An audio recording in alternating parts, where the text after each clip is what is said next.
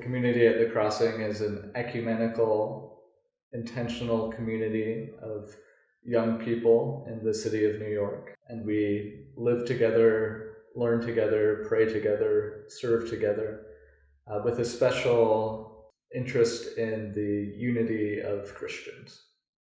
13 young people in their 20s and 30s make up the first cohort of this year-long program.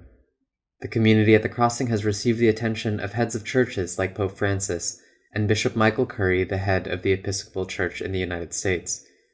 The Archbishop of Canterbury, Justin Welby, formally opened the new community in September. But aside from the fanfare, community members find their joy in their ordinary lives together. And one of the things that has brought me the most joy is our shared meals together. And we eat lunch and we eat dinner together. And we have this big long table, and it's usually loud and everybody's talking and we're eating this really great food. And I remember just being at the table and really feeling like it felt like family already. I never thought washing dishes could be so fun.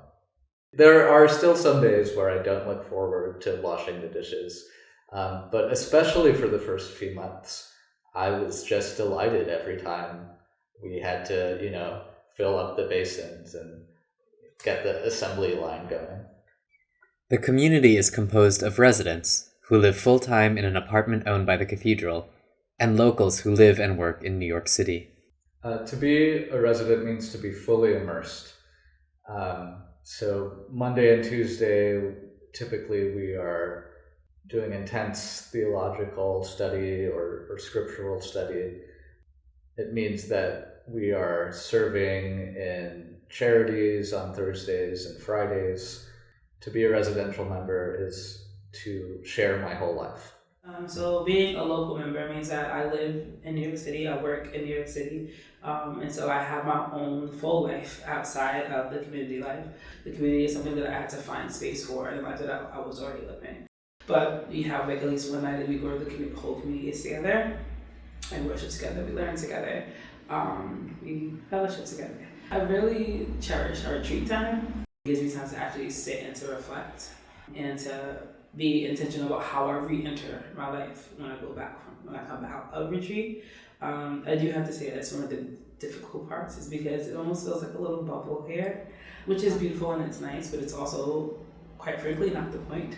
We're all very, very different people. So there's a lot of different thoughts on different things. And sometimes though it can be difficult and I see this way, and to know that somebody else sees it a different way, and to be able to figure out how to balance that.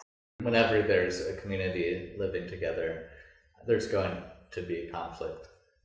What's been really helpful for us is having a rule of life that we all agree to, that we can revisit in times of conflict.